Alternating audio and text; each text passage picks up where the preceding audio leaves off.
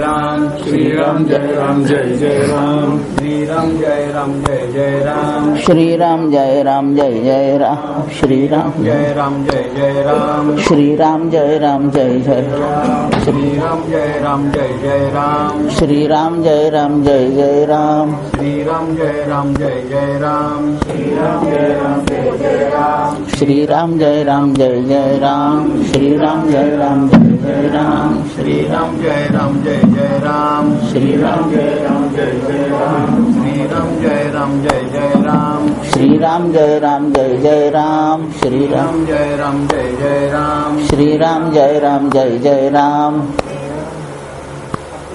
ओम सहनावतु सहनौ भुनक्तु सह वीर्यं करवावहै तेजस्विनावधीतमस्तु मा विद्विषावहै। ओम शांति शांति।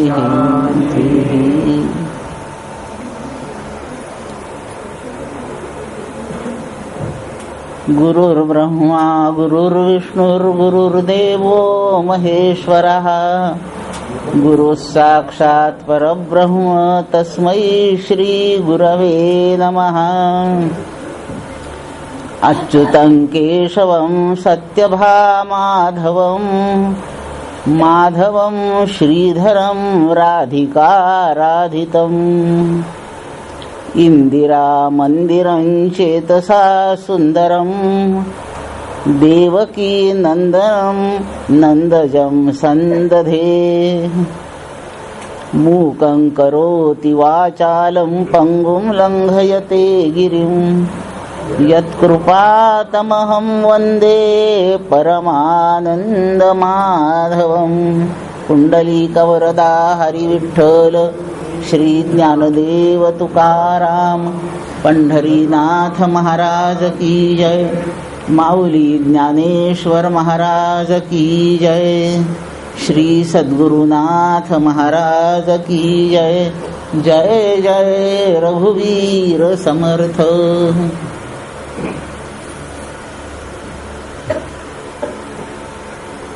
सर्व संत मंडळींना वंदन, परमपूज्य काकांना वंदन, आपणा सर्वांना सप्रेम अभिवादन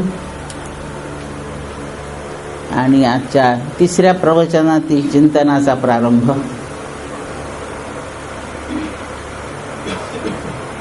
असं काही त्या टीव्हीवरच्या मालिका चालतात त्याच्यात असतं, मागच्या एपिसोडचा काही आढावा घ्यायचा आणि नंतरचं एपिसोड सुरू करायचं. 2 एपिसोड्स झालेले आहेत, त्याच्याविषयी थोडंसं बोलू. आजच्या पहिल्या प्रवचनातला विषय होता आत्मा सर्वात अधिक प्रिय आहे. जगात आपल्याला या उत्पन्न झालेल्या भूतांमधलं काही काही प्रिय असतं, पण सर्वात अधिक प्रिय काय असा शोध केला तर आत्मा सर्वात अधिक प्रिय आहे असं निश्चित झालंय.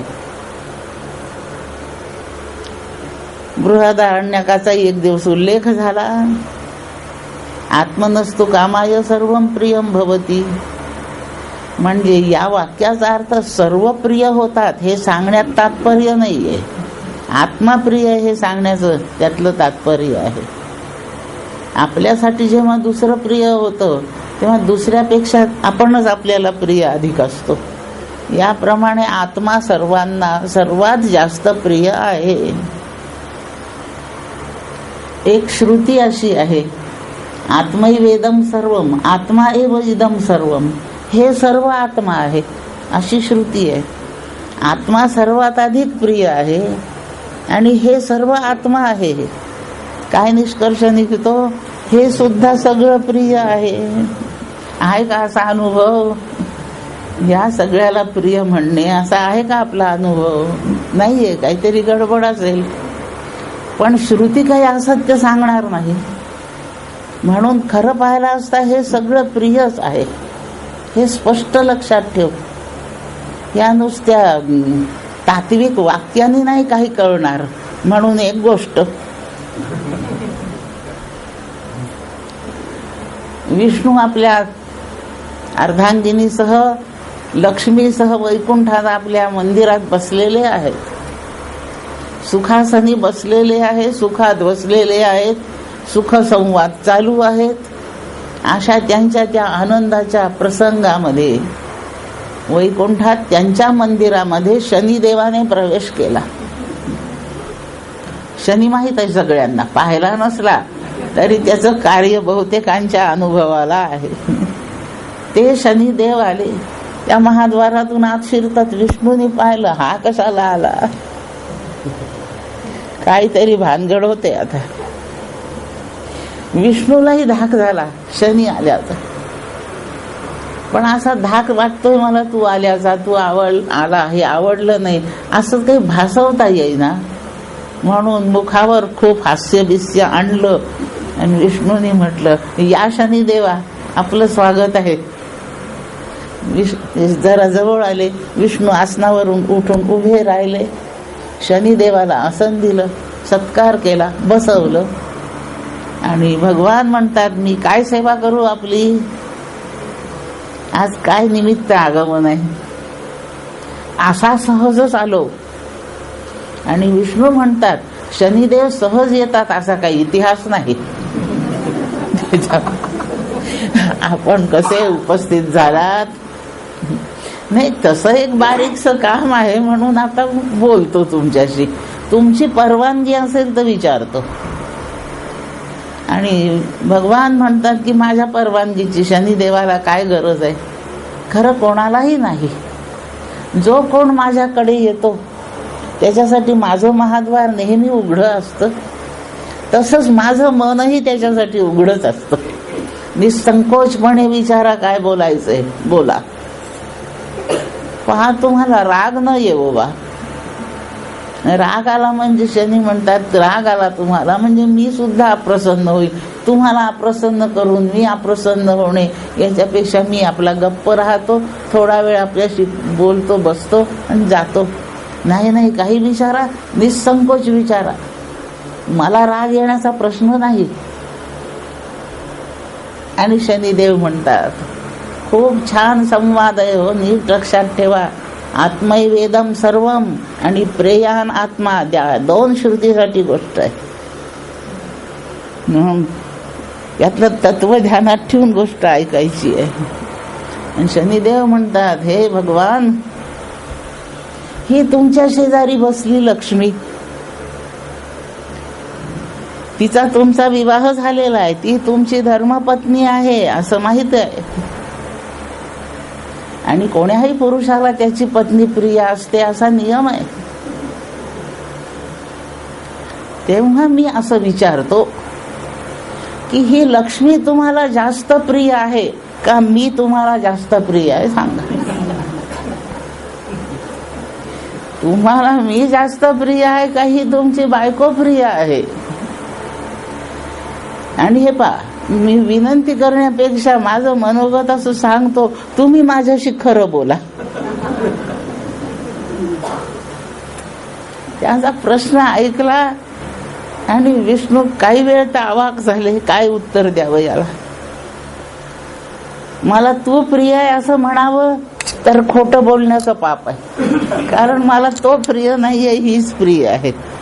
आणि तू प्रिय आहे असं जर शनीला म्हटलं तर मी खोटं बोलतो असं होतंय. बरं, मला लक्ष्मी प्रिय आहे असं म्हणावं तर हा संतापेल, आणि यांनी का 7:30 सुरू केली तर माझं काय होईल. वैकुंठातूनच मला निघून जावं लागेल. वाटेल ती शक्ती आहे याची. हा माझी काही उलथापालत करेल. लक्ष्मी प्रिय म्हटली तर याच्यापासून धोका आहे, हा प्रिय म्हटला तर असत्य भाषणाचं पातक आहे. या दोन्हीतून माझी सुटका कशी. म्हणून विष्णू काही क्षण गप्प राहिले.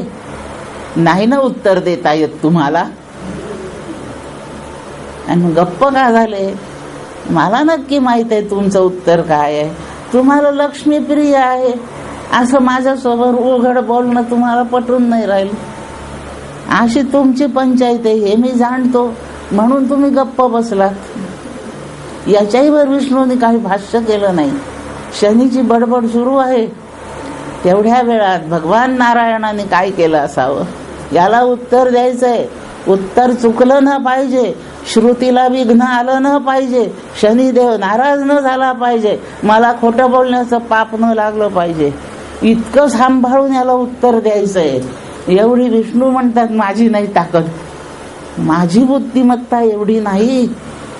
आणि तेवढ्या त्या शनिदेवाची बडबड चाललेल्या त्या केवढ्या थोड्याशा अल्प अवधीमध्ये भगवान नारायणाने गणपतीची आठवण केली.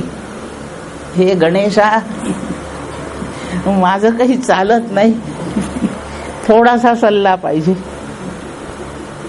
गणपतीने विचारलं, काय प्रसंग, एवढी कोणती समस्या? नाही म्हणजे फारच गंभीर समस्या आहे, मला सोडवायसाठी मला त्या प्रश्नाचं उत्तर पाहिजे. काय प्रश्न आहे, कोण आलंय? विष्णूने सगळं सांगितलं. आणि गणपती म्हणतात उत्तर अगदी सोपं. बुद्धीची देवता आहे ना ती, ही देवता विष्णूला म्हणते उत्तर अगदी सोपं.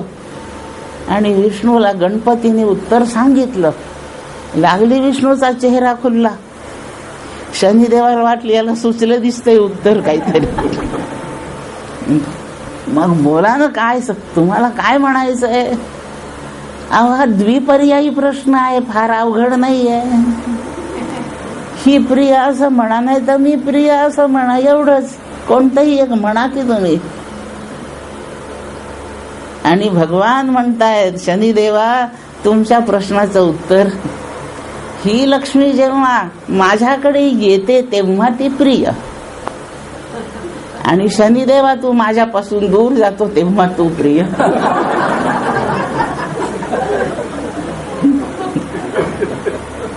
प्रेयान आत्मा म्हणजे लक्ष्मी प्रिय आहे आणि शनिदेवही प्रिय आहे, दोघंही प्रियच आहे. ह्या जगात अप्रिय व्हावं अशी वस्तू नाही, नक्की लक्षात ठेवा. काही उपस्थितीने प्रिय असतात आणि काही अनुपस्थितीने प्रिय असतात. हा आत्म्याचा धर्म प्रियत्व आहे. हे सगळं आत्मा आहे आणि म्हणून याच्यात अप्रिय अशी वस्तू असणारच नाही. आपले काही नातेवाईक आपल्याला आवडत नाहीत असं आपण म्हणतो. घरी लग्न आहे आपल्याकडे, आता त्याला पत्रिका देणं तर भागच आहे, पण तो न यावा असं वाटतं. उद्याचं सकाळी लग्न आहे, तो दुसऱ्या गावी राहतो, आज रात्री पत्रिका पोस्टात टाकायची. तो आला तरी आपल्या कपाळावर आठ्या चढणार आहे, नाही आला तर त्याचे बोलणे खावे लागणार आहे.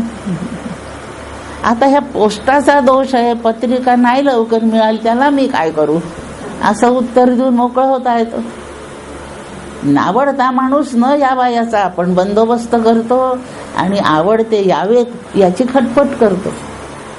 म्हणजे कोणी नसल्याने प्रिय असतो, कोणी असल्याने प्रिय असतो, पण दोघंही प्रियच असतात. मला वांग्याची भाजी आवडते, बटाट्याची आवडत नाही. जेवायला बसले, सारखं माझ्या डोक्यात आहे, बटाट्याची भाजी वाढली की नाही तर सारं जेवण बिघडलं. त्यांनी वांग्याची भाजी वाढायला पाहिजे. मला प्रिय वांगी आहेत त्या बटाटे आहेत. बटाट्याची भाजी नाही केली, मला नाही वाढली की माझा आनंद टिकतोय. म्हणून बटाटा नसून प्रिय आहे आणि वांग्याची भाजी करून वाढली म्हणून आनंदाचं जेवण आहे. वांग असून प्रिय आहे. ह्या जगात अप्रिय वस्तूच नाही, कारण हे सगळे आत्मा आहेत. म्हणून प्रेयान आत्मा पहिल्या एपिसोडची नोंद घेतली आपण, तेव्हा हे सगळं प्रियच प्रिय आहे, दुसरं काहीच प्रिय नाही. आणखीन एक मुद्दा सांगते आणि मग तत्वविवेकाच्या भागाला प्रारंभ करते. काही जणांनी मला विचारलं होतं, नेमकी साधना करायची काही, आम्हाला असे अगदी काटेकोर मार्गदर्शनाचे काही मुद्दे सांगा. आज एक मुद्दा सांगते, 2-3 मिनिटात सांगते. तत्वज्ञान आपल्याला पूर्णपणे उमजावं, आपण त्याच्या अर्थरूप व्हावं, इथपर्यंत आपल्याला प्रगती करायची आहे. याची तत्वज्ञानाच्या अभ्यासाने सुरुवात करून चालत नाही. याची सुरुवात तत्वज्ञानाच्या अभ्यासाने नाही, याची सुरुवात भगवंताच्या कृपेपासून आहे. आणि त्याच्या कृपेचं साधन त्याची भक्ती करणे एवढंच आहे. भक्तिप्रिय प्रिय हा भगवान, त्याला भक्ती प्रिय आहे. आणि म्हणून तत्वज्ञानाच्या अभ्यासाचा प्रारंभ हा नेहमी भक्तीपासून उपासनेपासूनच करणे. कारण भक्तिवाही उपासना ज्ञानाचं अंतरंग साधन आहे. ते केल्याखेरीज निभाव नाही. आपल्याला आपल्या विद्वत्तेबद्दल, आपल्या बुद्धिमत्तेबद्दल कितीही विश्वास असू द्यावा आणि भक्त निर्बुद्धाचं काम आहे असं कितीही वाटवतात असावं, तरी तत्वज्ञानाच्या अभ्यासाचा प्रारंभ भगवत भक्तीपासून, आराधना उपासना यापासूनच करणे आहे. याचा परिणाम काय होतो, असं केल्याने काय परिणाम लाभतो आणि मग तत्वज्ञानात प्रवेश होतो, याच्याबद्दलचा मुद्दा भक्ती किंवा उपासनेचा आत्मा भगवंताचं स्मरण हाच आहे. अखंड त्याचं स्मरण करणे हे भक्तीचं आणि उपासनेचं सुद्धा स्वरूप आहे. म्हणून त्याचं स्मरण केलं पाहिजे. त्याच्या स्वरूपाचं स्मरण प्रधान आहे, ते ज्ञानात शिरल्यावर करू. त्याच्या ऐश्वर्याचं स्मरण आहे, ते भक्तीच्या उच्च पातळीवर गेल्यावर करू. त्याच्या नामाचं स्मरण आहे, ही सुरुवात आहे, उपासनेचा प्रांत आहे. आणि म्हणून उपासना, भक्ती आणि ज्ञान असेच टप्पे आहेत.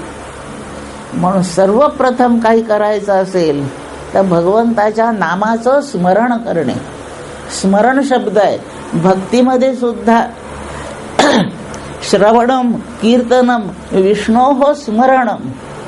आपण जपाच्या मागे फार आहे आणि स्मरणाचं विस्मरण आहे.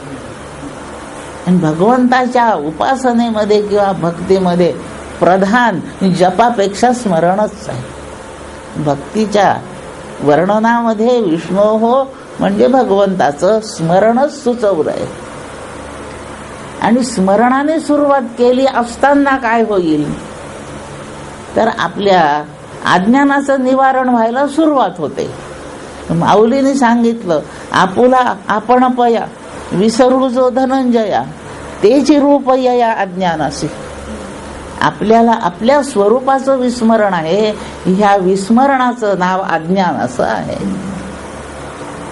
आणि अज्ञान जर घालवायचं असेल आपल्याला तर स्मरण हा उपाय आहे.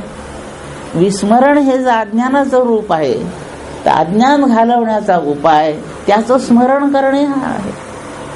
आणि त्याच्या स्मरणाच्या कठीण स्मरणापेक्षा सोप्या स्मरणाने सुरुवात करू. आणि ते सोपं स्मरण म्हणजे नामस्मरण हे आहे. म्हणून करायचंय विष्णूचं स्मरण. म्हणून विष्णू डोळ्यापुढे ठेवायचा आणि त्याच्या नामाचं स्मरण करीत असायचं. असं केल्याने काय होतं तेही ऐकून घेऊ आपण. आर्ततेने स्मरण करावं भगवंताचं, कळवळून करावं, तळमळीने करावं.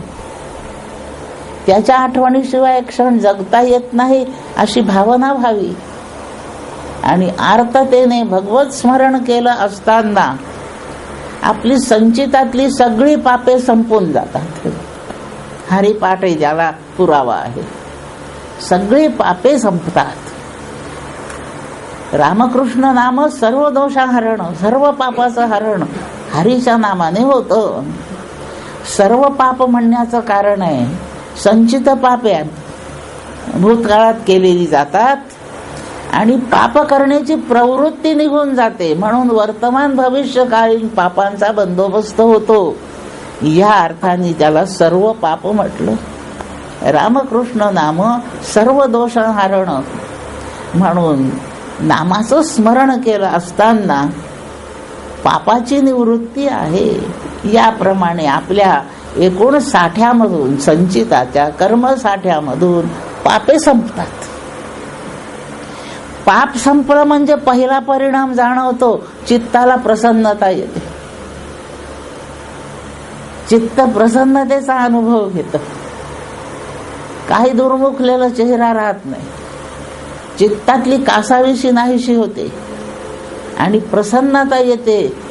एवढं जर आपल्या अनुभवाला आलं तर समजावं आपली पापे गेली आहेत.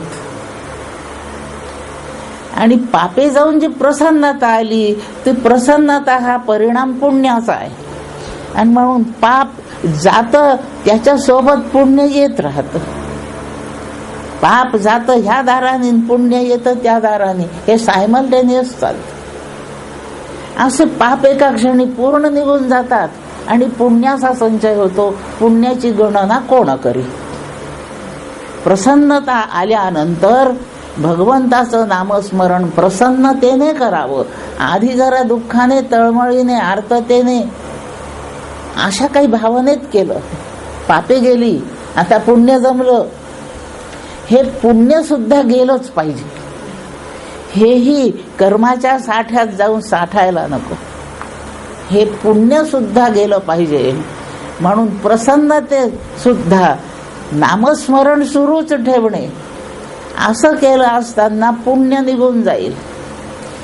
याप्रमाणे संपूर्ण पापपुण्य रूप जेवढं संचित आहे एवढं संपून गेलं म्हणजे पुनर्जन्माचं कारण संपलं.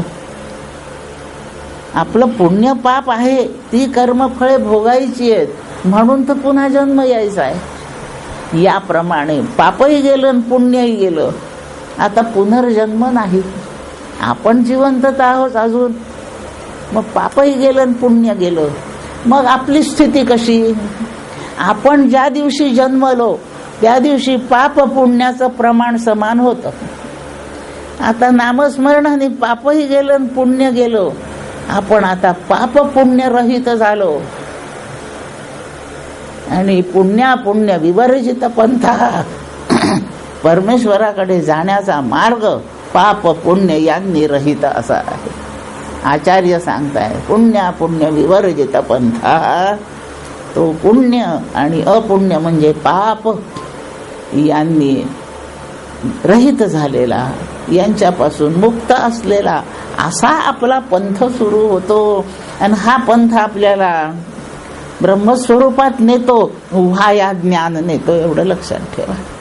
म्हणून पापपुण्य रहित जेव्हा चित्त होईल तेव्हा आपल्याला ज्ञानाचा अधिकार आलेला आहे. तोपर्यंत वाट पाहायची का. नाही पाहायची. 2 पेपर राहिलेत. हल्ली सरकार इतकं दयाळू आहे, एटीकेटीची सोय केली. आधीच सगळं क्लिअर होईपर्यंत वाट कशाला पाहिजे. वर्ष वाया जात नाही हे लक्षात ठेवायचं. डिग्री नाही मिळत पण वर्ष नाही वाया जात. याप्रमाणे आपल्या आयुष्याचा काळ व्यर्थ नाही जाणार. त्यामुळे नामस्मरण सुरू ठेवायचं आणि ज्ञानाभ्यास सुरू ठेवायचा. म्हणून ह्या वर्गात आलं म्हणजे नामस्मरण बंद करायला नाही आलो आपण. ते सुरू ठेवायचं आणि तत्वज्ञानाचा अभ्यास करायचा. असं पाप पुण्य विधूय साम्यम उपैती. परम साम्यम उपैती. परम साम्य दशा म्हणजे ब्रह्म स्थिती, ब्राह्मी स्थितीला हा जीव पोहोचतो. पाप पुण्य धुवून टाकावी लागतात. आणि पाप पुण्य धुवायचं डिटर्जंट कोणतं आहे. भगवंताचं नामच आहे. अशी जर परमार्थाची सुरुवात असेल, अजून नसेल केली, कधीच नाव घेतलं नसेल तर शुभस्य शीघ्र. नाव कधी घ्यायचं. मरण्याच्या क्षणी जरी आठवण आली तरी चालतं. म्हणून इतके दिवस माझे वाया गेले असा खेद करण्याचं बिलकुल कारण नाही. आणि ज्ञानाचा अधिकार आपला वाढवीत न्यायचा. मोक्ष मिळतो तो ज्ञानाने मिळतो. आणि मोक्षाची पात्रता येते ती भक्तीने येते. भक्तीचं शेवटचं रूप ज्ञान हेच आहे. एकाच ओळीने या गोष्टीचा समारोप करते. भक्त म्हणजे विभक्त नव्हे. भक्तीचा अंतिम टोक ईश्वराशी तादात्म्य हेच आहे असं समर्थ सांगतात. म्हणून भक्ती जेव्हा परिपक्व होते तेव्हा तिचं स्वरूप ज्ञान हेच आहे. कैरी जेव्हा पिकते तेव्हा तिचंच नाव आंबा आहे. काय फरक आहे का. कैरी तर आंब्यात काय फरक आहे. तो फरक नाही हे सांगण्यासाठी लोणचं कैरीचं करतात पण म्हणतात आंब्याचं लोणचं. लोणचं करायला तो पिकलेला रसाचा आंबा नाही वापरीत, कैरीच वापरतात, पण त्याचं वर्णन आंब्याचं लोणचं असं आहे. कारण कैरीची परिपक्व दशा आंबा आहे, भक्तीची परिपक्व अशी स्थिती म्हणजे ज्ञानच आहे. हो, म्हणून यांचा भेद करून परमार्थाची सेवा करायची नाही आपल्याला. असतो आपण या तत्वविवेकाच्या पुढील भागात प्रवेश करतो आहोत. परमपूज्य काकांच्या प्रवचनामध्ये पंचकोशाच्या विवरणावर आपण आलो आणि पंचकोशाच्या भागामध्ये आपण थोडासा काही अभ्यास केला. तोच थोडासा त्याचा एक आढावा घेते आणि पुढे जाते.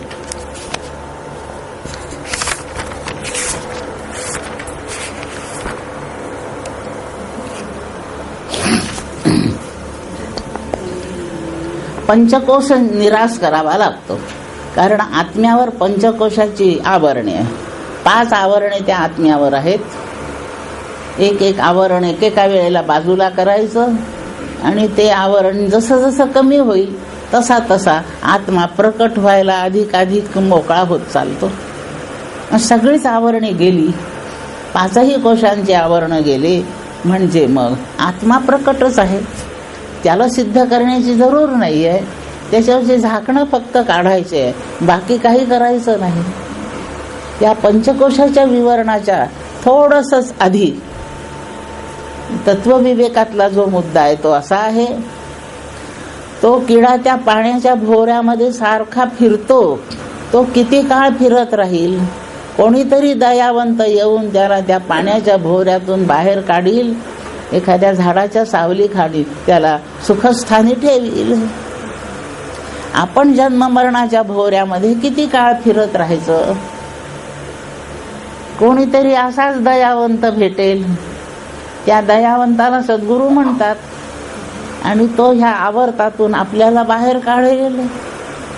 तो याच्यातून बाहेर काढेल. कोणतं आवर्त आहे? जन्म मरणाचं चक्र, याचं स्वरूप सतत पंचकोश मिळतच राहतात ते आहे. म्हणून सद्गुरूच्या कृपेने प्रथम काही होईल तर पंचकोशाचा निराशच होईल आणि त्या सद्गुरूंच्या सान्निध्यात त्यांच्या उपदेशाप्रमाणे जेवढी साधना आपल्या वाट्याला करणे कर्तृतंत्र म्हणून तेवढी साधना आपण करायची. त्यात काय कमी जास्त असेल, जिथे आपली ताकद नाही पुरणार तिथे सद्गुरू ताकद वापरतात. तुकाराम महाराज संताचं सद्गुरूचं वर्णन करतायत. भागली या मज वाहतील कडे, काहीच साकडे पडो नेली. मी चालता चालता थकले. पायीच चालवतात, लहान पोराला आईबाप पायीच चालवतात, चल. ते जेव्हा थकून असे हात वर करतं गळून उभं राहतं तेव्हा वाहतील कडे. असे परमार्थातल्या प्रगतीमध्ये आपली बुद्धिमत्ता जिथे थकेल तिथे वाहतील कडे आणि काहीच साकडे पडो नेली. हे सद्गुरूचं वर्णन आहे. म्हणून सद्गुरू जसे श्रोत्रिय पाहिजेत, ब्रह्मनिष्ठ पाहिजेत, तसे ते दयाळू सुद्धा पाहिजेत. 3 लक्षणांनी परिपूर्ण. त्या सच्चिदानंद अशी 3 लक्षणे त्या ब्रह्माची आहेत, पण या सद्गुरु ब्रह्माची 3 लक्षणे श्रोत्रिय, ब्रह्मनिष्ठ आणि दयाळू असे आहेत. या 3 लक्षणाने युक्त कोणी तो येईल महात्मा आणि तो म्हणेल कधीचा फिरतोय हा हातपाय हलवतोय पण याला बाहेर पडायला बळ पुरत नाहीये. अशा वेळी वाहतील कडे. मग ते मला कडेवर कधी घेतात याची नाही वाट पाहत बसायची. आपलं काम आपण करीतच असायचं. आपण थकलो याचा निर्णय त्यांना करू द्यायचा. आणि तिथे बुद्धिमत्तेला काय बळ पाहिजे वर्णनच केलेलं आहे. ददामी बुद्धियोगंतम येन माम उपयांती. ते भगवान म्हणतो त्याला मी बुद्धी देईल की ज्या बुद्धीचा उपयोग करून तो माझ्याकडे येईल. असं ईश्वर बोलला. आणि एक दिवस बोललो होतो आपण की ईश्वर आणि सद्गुरू मध्ये काही फरक नाहीये. आणि म्हणून ते वाहतील कडे. आपली परमार्थ करताना श्रद्धाच कमी पडते हो. प्रयत्न कदाचित कमी नाही पडत आपले, पण श्रद्धा कमी पडते. आणि श्रद्धा कमी पडण्याचं कारण आपल्या बुद्धिमत्तेवर आपला सर्वात अधिक विश्वास आहे. आत्मबुद्धी ही हितार्थाय, गुरुबुद्धी ही विशेषतः. आपल्या बुद्धीने आपलं हित होत असतं, पण गुरुच्या बुद्धीने आपलं विशेष हित होत असतं. आपल्या बुद्धीने आपला अभ्युदय साधतो, हे आपलं हित आहे, आपल्या पराक्रमातलं. आणि गुरुबुद्धीने आपलं जे हित होतं ते निःश्रेयस होतं. विशेष हित म्हणजे निःश्रेयस, आणि सर्वसाधारण हित म्हणजे अभ्युदय. असा लक्षातच ठेवू आपण. म्हणून गुरुबुद्धीने परमार्थ करावा, स्वतःच्या बुद्धीने परमार्थ करावा असं बुद्धिमंताला, बुद्धिवाद्याला वाटतं. त्याला वाटू द्या, आपण सगळे श्रद्धावंत आहात अशी माझी श्रद्धा आहे. आणि म्हणून आपण अशी शास्त्रवचनावर श्रद्धा ठेवावी, गुरुवचनावर श्रद्धा ठेवावी, आणि आपल्या प्रयत्नाचं काम आपण करावं. आणि मग भागला तेव्हा तिकडचा प्रयत्न सुरू होत नाही. ते काही कनेक्शन्स असे केलेले असतात या विजेच्या फिटिंग मध्ये. हे MSEB ला जोडलेले आहेत सगळे.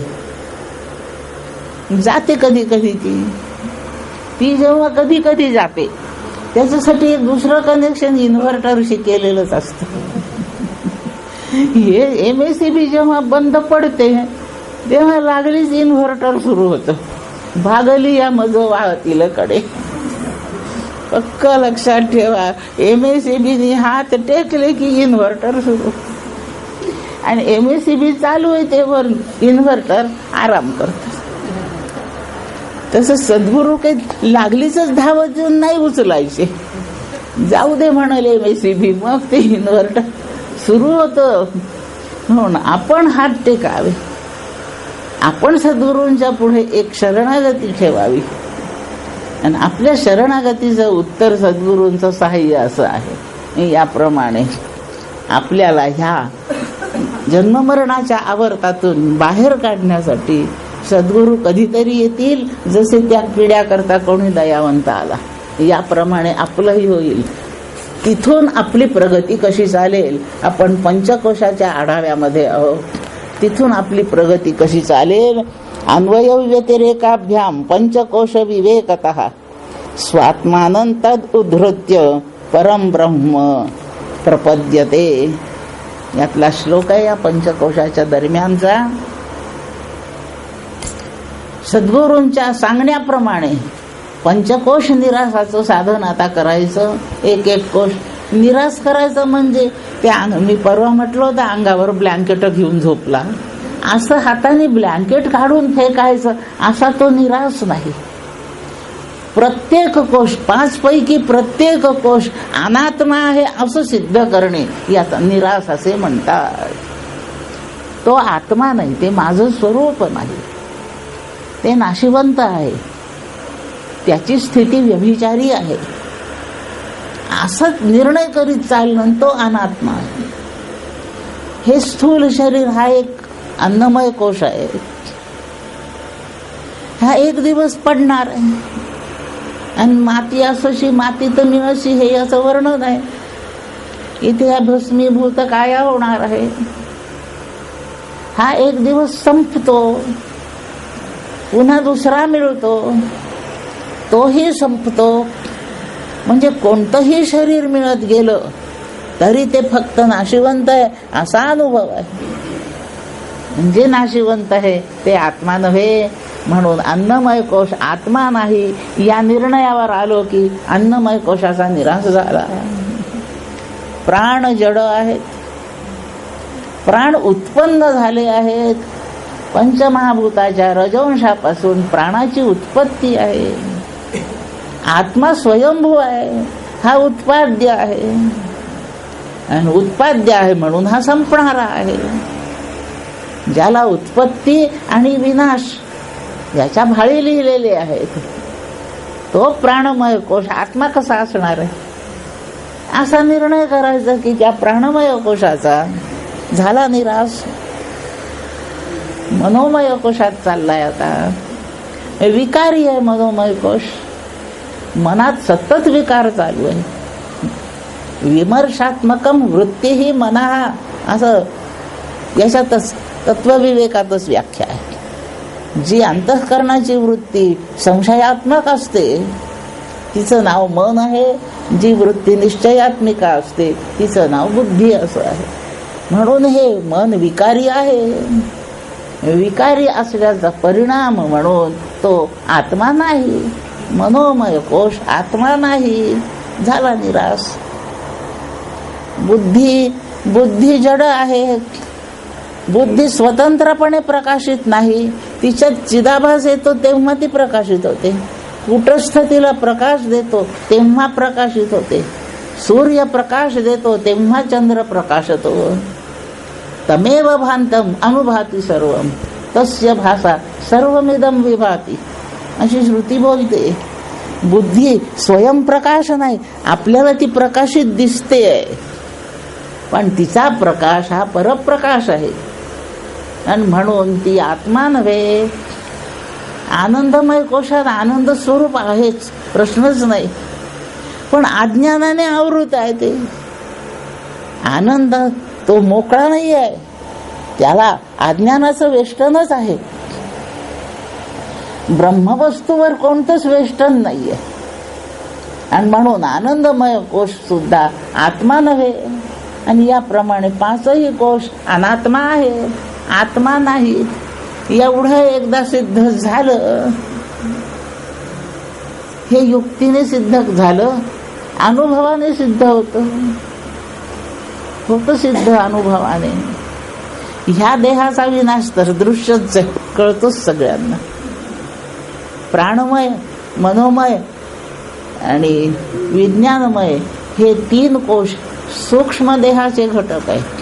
सूक्ष्म देह अखंड जळत असतो, हा ह्या भौतिक अग्नीने जळतो. आणि सूक्ष्म देह चिंतेने जळत असतो, तो रोज जळतोय. आणि आनंदमय कोशाचं रूप अविद्या आहे, तो विद्येने जळतो. म्हणून हे तिन्ही विनाशी आहेत, असा अनुभवच आहे हा. आणि याप्रमाणे अनुभवाने सिद्ध होतं. आणि श्रुती तर सांगते आत्मा सर्व उपाधीने मुक्तच आहे, निरुपाधिकच आहे. काहीच संसार नाही तुम्हा, उपाधी वेगळा, परमात्मा उपाधी वेगळा आहे. याप्रमाणे श्रुती प्रमाण, अनुभव प्रमाण, युक्ती प्रमाण. युक्तीने निराश करून पाहिला, अनुभवाने ते जळतात म्हणजे विनाशी आहेत असं ठरलं. आणि शब्द प्रमाणाने सांगितलंच आहे, तो निरुपाधिक आहे, हे सगळं सोपाधिक आहे. तो अज आहे, हे सगळं उत्पन्न होत आहे, असं शब्द प्रमाण वापरलं. आणि पंचकोशाचा निराश यासाठी वेदांताची जी प्रक्रिया वापरावी लागते ती अन्वय आणि व्यतिरेक आहे. ज्याचा अन्वय होऊ शकतो तेच खरं उपादान कारण असतं. उपादान कारणाचं स्वरूपच अन्वय हे आहे, कारण कार्यात तोच प्रविष्ट होणार आहे. उपादान कारण जो होतो तोच त्या कार्यामध्ये प्रविष्ट असतो. आणि म्हणून ह्या सगळ्याचं उपादान कारण ब्रह्मवस्तू आहे, कारण ते परम कारण आहे. मुख्य उपादान कारण परमात्माच आहे, म्हणजे ब्रह्म आहे. आणि म्हणून ह्या उत्पन्न झालेल्या संपूर्ण भूतमात्रांमध्ये त्याचा अन्वयच आहे. आणि अन्वय झाला म्हणजे याच्या नाशाबरोबर त्याचा नाश संभवतो, तर्काने त्याचा नाश संभवतो. आणि म्हणून नुसत्या अन्वयावर ब्रह्माचं लक्षण पूर्ण नाही झालं. आणि म्हणून व्यतिरेक सुचवला. तो हे रूप झालं असताना सुद्धा वेगळा आहे, म्हणून याचा नाश झाला तरी त्याचा नाश होत नाही. याप्रमाणे त्याला दुसरा धर्म व्यतिरेक दिला. आत्म्याचे अन्वय व्यतिरेकाने लक्षण विचारात घ्यावी. ह्या कोशांचा एकमेकात अन्वय नाही, यांचा एकमेकात फक्त व्यतिरेक आहे. यांना अन्वय जमत नाही. म्हणजे प्राणमय कोशात मनोमय कोश नसतो, मनोमय कोश आनंदमय कोशात नसतो. यांचा परस्पर व्यतिरेक आहे. आणि या सर्वांमध्ये ब्रह्म आहे, म्हणजे ब्रह्माचा सर्वात अन्वय आहे. आणि या कोशांना अन्वय जमत नाही, म्हणून हे ब्रह्म नव्हेत. म्हणून अन्वय व्यतिरेक ही प्रक्रिया वापरून पंचकोशाचा निराश अशा पद्धतीने करायचा. पंचकोश अनात्मा आहेत, ते आत्मा नव्हेत. आणि ही प्रक्रिया समजावून घ्यायची असेल तर तो दयाळू भेटावा लागतो. त्याच्या बुद्धीच्या साहाय्याने अन्वय व्यतिरेक प्रक्रिया करावी, पंचकोशातून मुक्त व्हावं. याप्रमाणे पंचकोशाचा निराश आहे आणि तो निराश आपण करून घेतलाय याचा विचार झालेला आहे. आता त्याच्या पुढच्या श्लोकांमध्ये आपण प्रवेश करतो आहे. ते श्लोकांची सुरुवात होते आता साधारण 42च्या पुढे सुरुवात होते आहे. तिथे आपण सुरुवात करतो आहोत.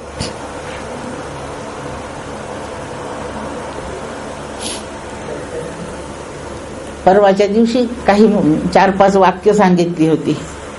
कळत नसेल, माहीत नसेल त्यांनी श्रवण करावं, पटत नसेल तेव्हा मनन करावं, टिकत नसेल तेव्हा निधिध्यासन करावं आणि साक्षात्कारासाठी वाट पाहावी.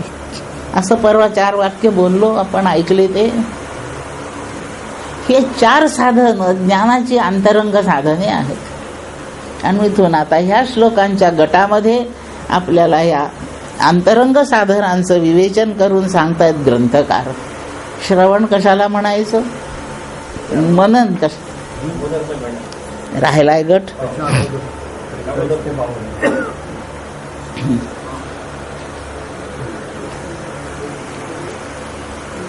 हा जीव अज्ञानी आहे याचं विवेचन आहे तिथे.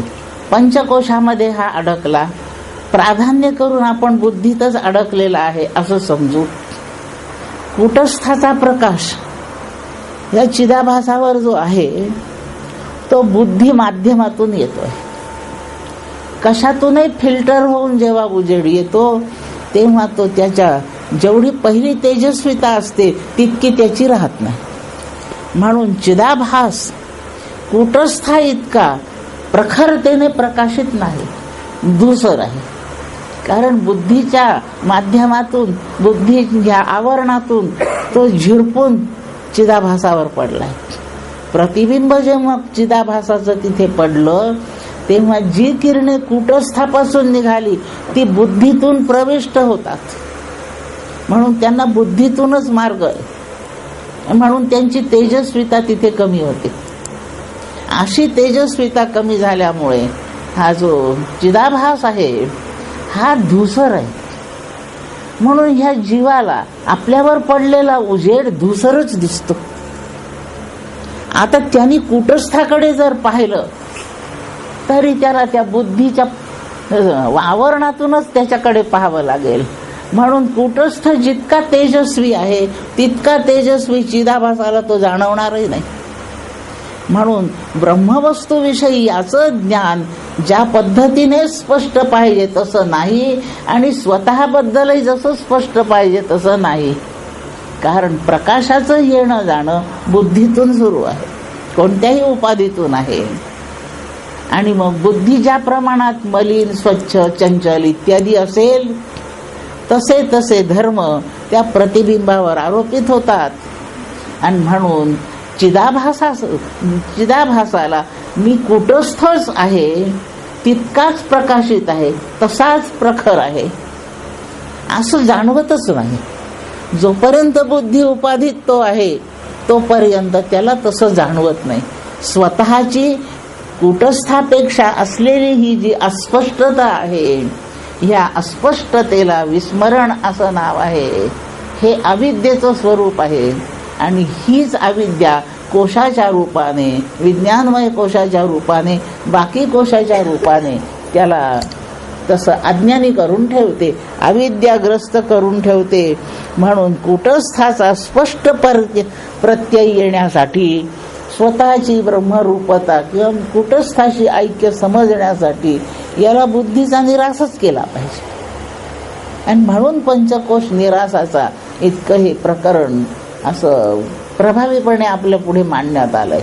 पुनश्च लक्षात घेऊ, चिदाभासाचं म्हणजे जीवाचं जे वर्णन आपण केलं, चिदाभासाचं जे वर्णन आपण केलं आहे, तो चिदाभास बुद्धिगत आहे, तो प्रकाश कूटस्थाचा आहे आणि तो बुद्धीमधून जातो, बुद्धी उपाधीतून जातो, म्हणून त्याची प्रखरता कमी होते. म्हणून चिदाभास कूटस्था इतका प्रकाशित नाहीये. आता त्यांनी कूटस्थाकडे पाहायचं ठरवलं तरी त्याला बुद्धीच्या पापुद्र्यातूनच पाहावं लागेल. त्या इथे काचा बसवल्या, आता त्या झाडाकडे जर इथून पाहिलं तर ते जरा अंधुकच दिसतात, त्यांची स्पष्टता कमी आहे. आणि आता ती झाडे तिकडे सूर्यप्रकाशात आहे, आता सोडा रात्र झाली, इथे दिवे खूप लावले आहेत, याचा उजेड झाडावर जाईल, तोही त्याच काचेतून जाईल. म्हणून माध्यमातून, कोणत्याही माध्यमातून जेव्हा प्रकाश जाईल येईल तेव्हा जिथे पडेल तिथे तो अस्पष्ट वधूसर कमी प्रखरच असणार आहे. आजची जी जीवाची स्थिती आहे ते त्याला स्वरूपाचं अज्ञान असं समजायचं, स्वरूपाचं विस्मरण असं समजायचं. हीच अविद्या आहे आणि ही अविद्या दूर करणे याचा उपाय पंचकोशाचं विवरण करणे असाच अर्थ होतो. आणि आता ती काच काढूनच टाकली, जेवढा कूटस्थ स्वच्छ प्रकाशित तितका आतमध्येही प्रकाश राहील. आणि तो चिदाभासही स्वतःला कूटस्थ इतकाच प्रकाशित समजू शकेल. हेच दोघांचं ऐक्य आणि कूटस्थाचं त्यांचं ऐक्य आहे.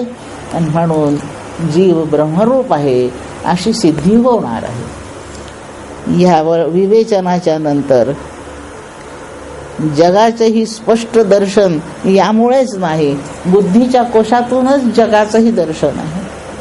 हे सगळं पंचकोश आपल्या एका पिंडाचा विचार करून आपण त्याचं भाष्य केलं, पण ह्या सर्व विश्वावर मायेचं एक आवरण आहेच आहे. आणि म्हणून जग सुद्धा हे आत्मा एव इदम सर्व म्हटलं तरी यातलाही आत्मा तसा स्पष्ट नाही. तो कशामुळे विस्मृत झाला, तोही अविद्येचाच परिणाम आहे.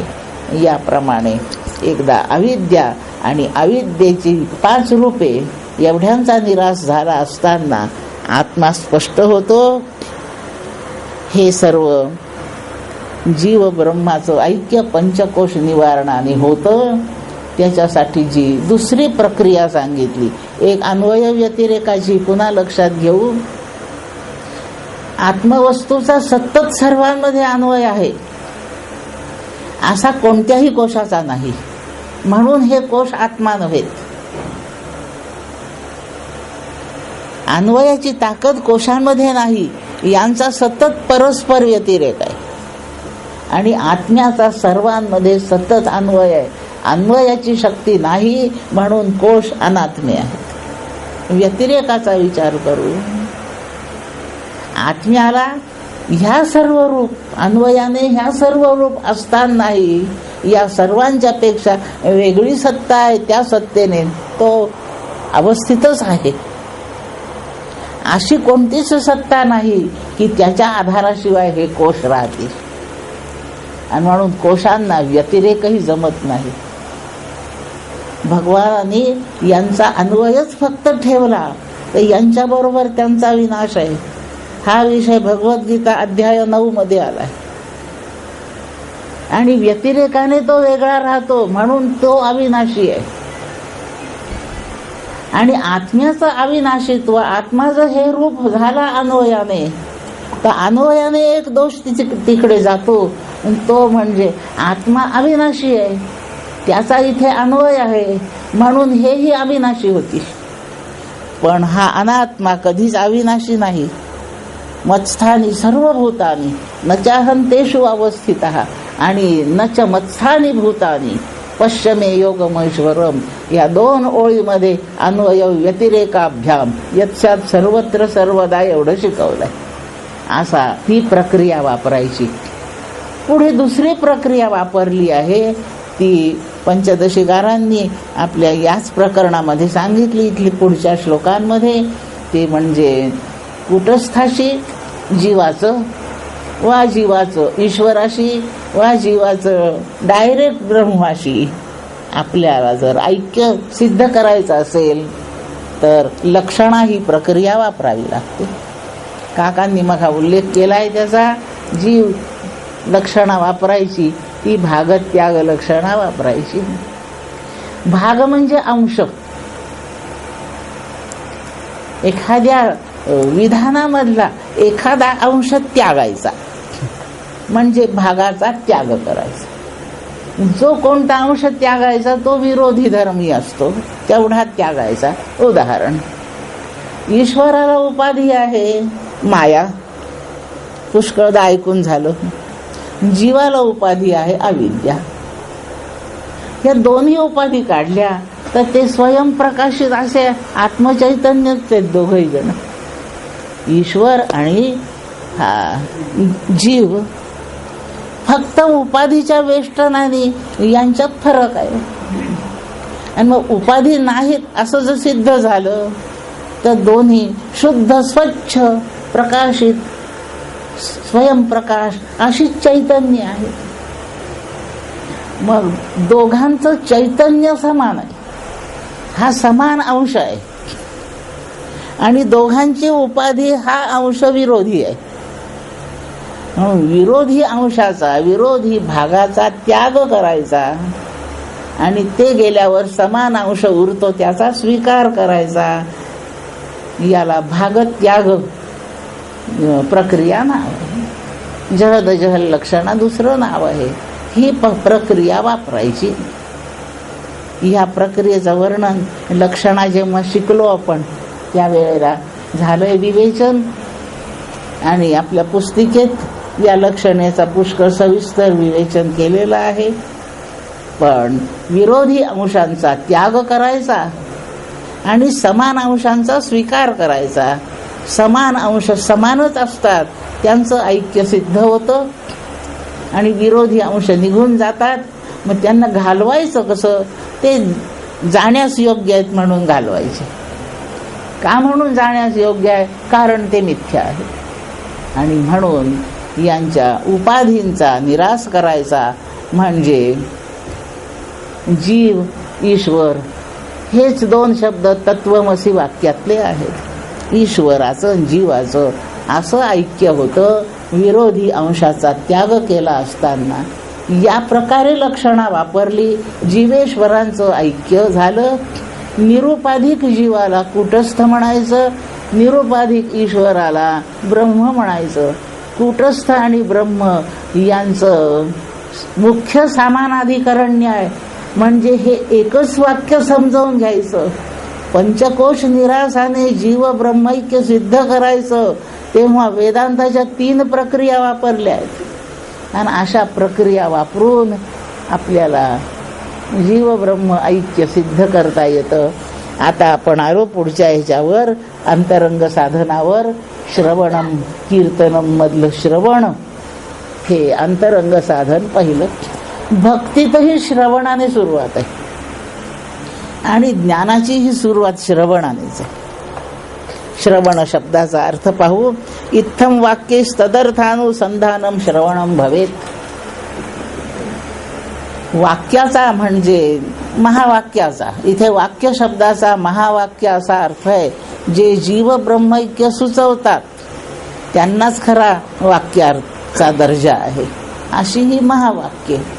ह्या वाक्याचा अर्थ समजावून घ्यायचा, तो तर शब्दांनीच समजावून घेणार आहे. ते समजावून घेता घेता अर्थाचा साक्षात्कार नाही होत सहजासहजी. पूर्वजन्मी पूर्व साधने झालेली असतील तर ऐकता ऐकता अर्थात समजून जातो. तुकाराम महाराज म्हणतायत, तुका म्हणे कानी ऐकली मात, तोच झाला घात जीवपणा. ताबडतोब जीवदशा संपते ऐकता ऐकता. याचं कारण आधीच सगळं साधन होऊन हा साधक ब्रह्मरूप होण्याला अगदी तयार आहे, सिद्ध आहे. ज्ञान निष्ठा योग्यता त्याने प्राप्त करून घेतली आहे. आता फक्त मी काल कोणाशी बोलताना दृष्टांत सांगला, विजेचं सगळं फिटिंग तयार आहे, मीटर बसवलेलं आहे, MSCBची लाईन मीटर पर्यंत आलेली आहे आणि तिकडे काही बिघाड नाहीये, सुरू आहे, करंट सुरू आहे. दिवे नाहीत फक्त लागलेले, फक्त बटन दाबण्याची शिल्लक राहिलेली. इतकी ज्याची तयारी झालेली आहे त्याचं गुरुमुखातून वाक्य ऐकता ऐकता ब्रह्मरूपतेत प्रवेश होतो. तुका म्हणे कानी आई केली मात.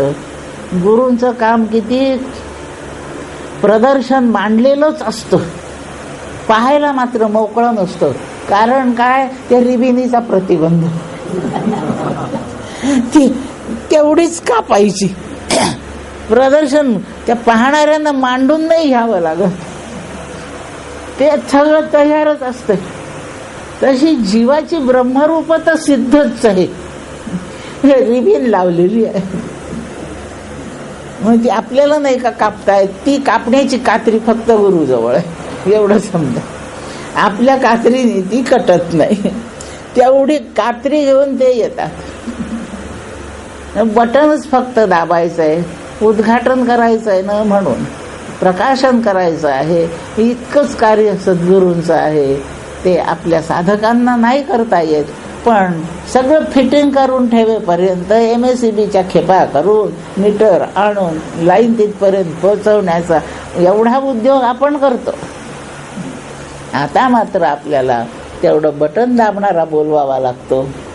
गुरूंच्या मुखाने ऐकलेलं महावाक्य, त्याचा अर्थ कळला. काय कळला अर्थ? ते तू आहेस, ते ब्रह्म तू आहेस, तू ते ब्रह्म आहेस. दोन्हीकडून अर्थ लावा, चालतो. संस्कृतमध्ये क्रियापद करता कुठेही ठेवले तरी अर्थात फरक होत नाही.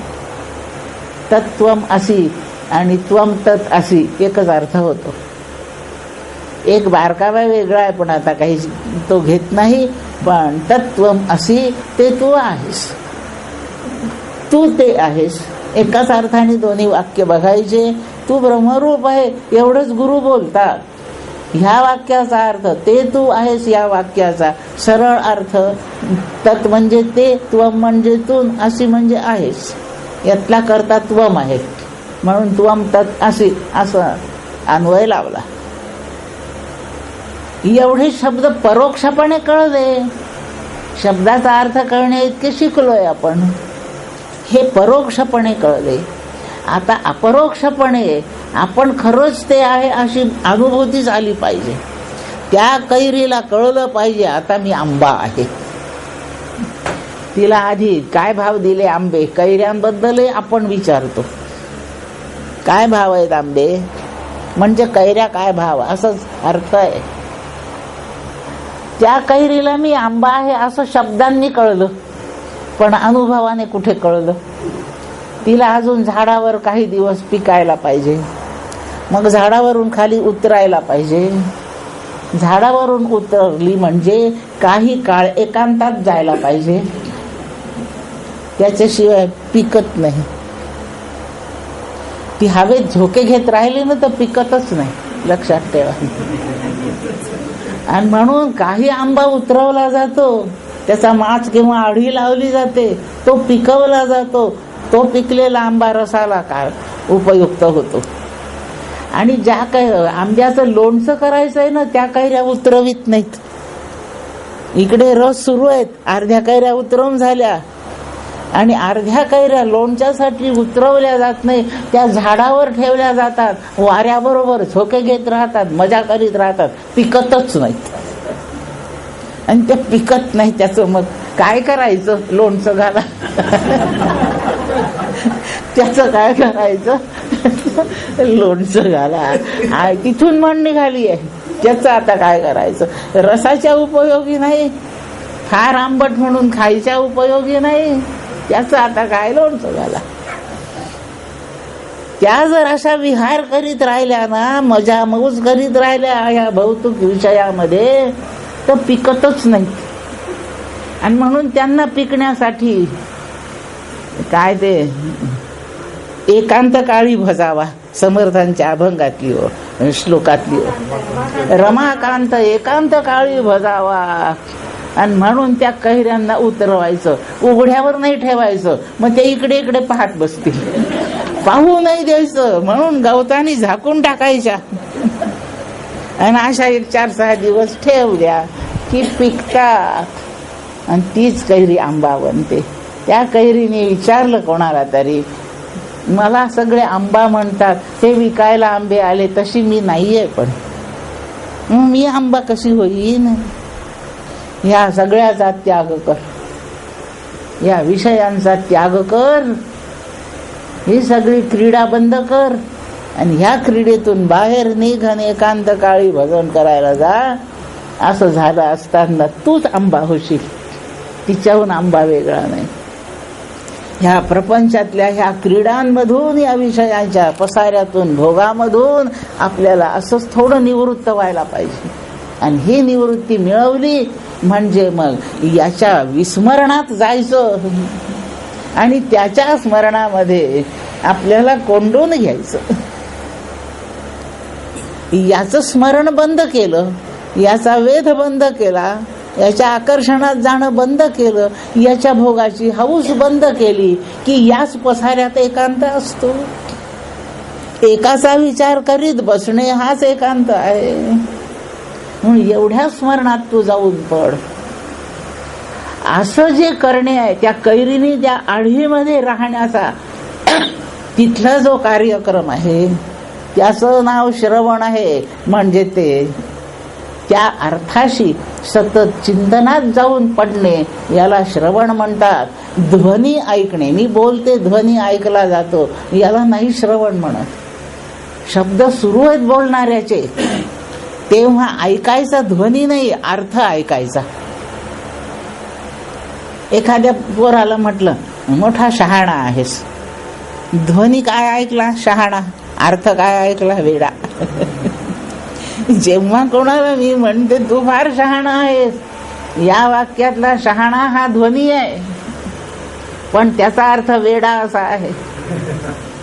हा अर्थ ऐकला पाहिजे. बोलणाऱ्याच्या शब्दातला तो भाव ऐकणे आणि तो भाव ऐकून त्याचं चिंतन करीत पडणे, याला श्रवण म्हणतात. अर्थाचं निर्धारण करायचं आणि अर्थ निर्धारण झाल्यावर अर्थाच्या चिंतनात बसायचं. आईबाप म्हणतात, हल्लीचे सगळेच आईबाप म्हणतात, हल्ली की नाही आमचे पोरं काही ऐकतच नाही, असं मला म्हणाले कोणी. मी म्हटलं कानाच्या डॉक्टरकडे न्या. अहो तसा बहिरा नाही तो. म्हटलं मग काय? आम्ही सांगितल्याप्रमाणे तो वागत नाही, म्हणजे तो त्याच्या अर्थाच्या अनुसंधानात राहू शकत नाही. असा श्रवण शब्दाचा व्यवहारातही अर्थ तसाच आहे आणि परमार्थामध्ये तोच आहे. म्हणून असं श्रवण करणे ही ज्ञानाच्या क्षेत्रामध्ये जाण्यातली पहिली पायरी आहे. श्रवणम भवेत युक्त्या संभावितत्वानुसंधानम मननंतु तत्. आता जो अर्थ कळला तो पटवून घेतला पाहिजे का नको? तो पटला नाही तर तो टिकतच नाही. कोणती गोष्ट पटावी लागते म्हणजेच ती टिकते चित्तामध्ये. म्हणून युक्तीच्या साह्याने, युक्ती, अनुभव, श्रुती, शब्द ही तीनच आहेत प्रमाणे अर्थाची सत्यता समजण्यासाठी. म्हणून मनन करीत असताना 3 प्रक्रिया चालतात. अनुभवाचा वापर चालतो, तर्काधिक युक्ती चालते आणि श्रुतीचं त्याला काय आधार प्रमाण आहे ते चालते. या 3च्या आधाराने अर्थ स्वतःला पटवून घेण्याची खटपट, याला मनन असं नाव आहे. इथे सर्वत्र अनुसंधान शब्द वापरलाय आणि थोडासा हा अनुसंधान शब्द 2 वेगळ्या अर्थाने पण आहे, तेवढा सांगते मग पुढच्या निदिध्यासनावर जाते.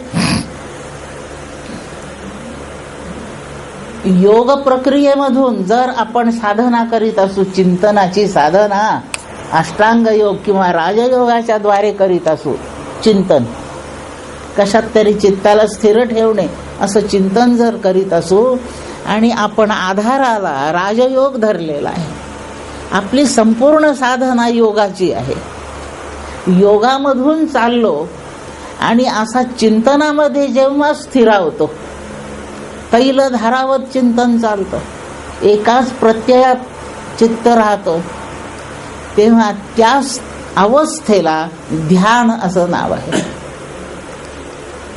राजयोगाच्या साधनेतून सगळा आपला अभ्यास चाललाय. त्यावेळेला चिंतनात स्थिरावण्याची जी अवस्था येते त्या अवस्थेचं नाव ध्यान असं आहे. आपण ब्रह्मप्राप्तीसाठी निघालो